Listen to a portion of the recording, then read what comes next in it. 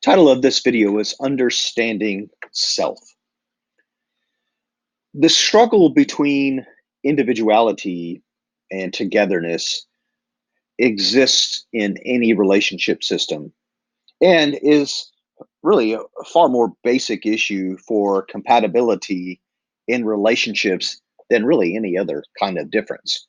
One does not need to have authoritarian rulers to destroy the integrity of a population.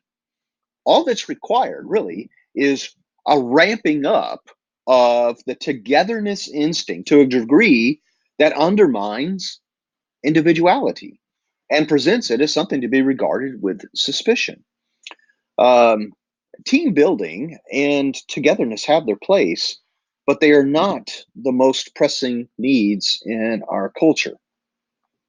So, after considering the barrier of data um, addiction and the barrier of empathy, the really the pathologizing of self is the third great barrier here that really we need to overcome. Only as leaders value self can they begin to recognize how self definition is more important than feeling for others and uh, empathize the response of the organism rather than the conditions of the environment. To focus on enabling others and building merely dodges the issue that someone still has to go first, someone still has to take the lead, someone has to be a leader. Uh, Leadership is about having and embodying a vision of where to go and, most crucially, taking the first step.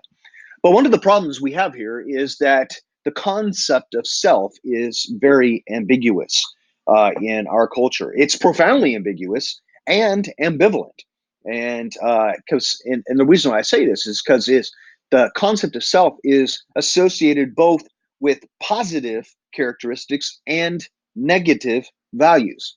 Just consider this from Friedman's book. He says this: given the obvious and crucial value of self to the evolution of our species, how shall we explain the fact that the word selfish is almost the only word in the English language where the addition of the suffix ish turns an otherwise neutral noun, self, into a pejorative label? Normally, adding ish, to a word only means having the quality of.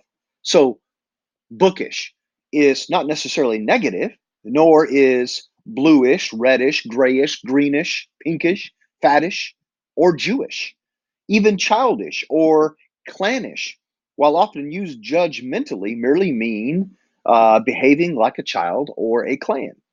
Why does not selfish mean behaving like or having the character of a self? Why does it not mean simply self e?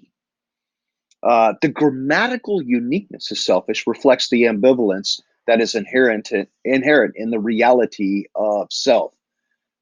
He goes on a great deal here, but let me give you a couple examples.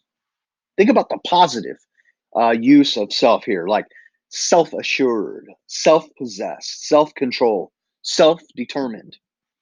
But when you, this ambiguity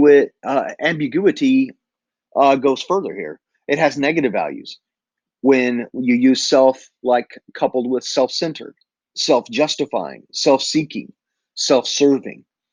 One of the difficulties we face is that the togetherness force is often simplistically equated with morality, despite the numerous problems that it causes in dysfunctional families and dysfunctional societies. Now, uh, while some sort of balance is desirable, the togetherness force seems to be a blinder to the importance of individuality. Uh, uh, and the impetus towards individuality is to the value of the togetherness force. Now, Edwin Friedman believes that a newer understanding of the immune system, less as that which provides a series of defenses against invaders, and more as a source of an organism's integrity. So think of your immune system as maintaining the integrity of the self. He uses the immune system as an analogy here.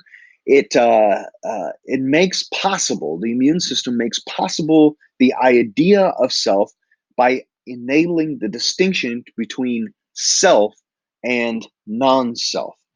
It is something that grows in response to challenge. It is something that is necessary for healthy proximity and love. And it can be perverted to attack its host. So, in these respects, uh, Friedman's illustration is a very powerful conception of the self.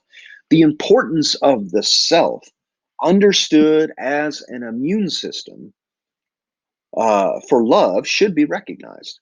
It clearly defines self. It's not something that we should push against. It's something that we should embrace. A clearly defined self grants us protection against the relational problems of emotional fusing.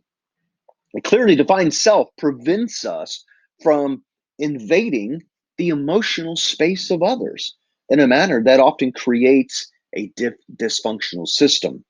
And when that happens, a person who invades the emotional space of other people will also cause other person's selves to disintegrate.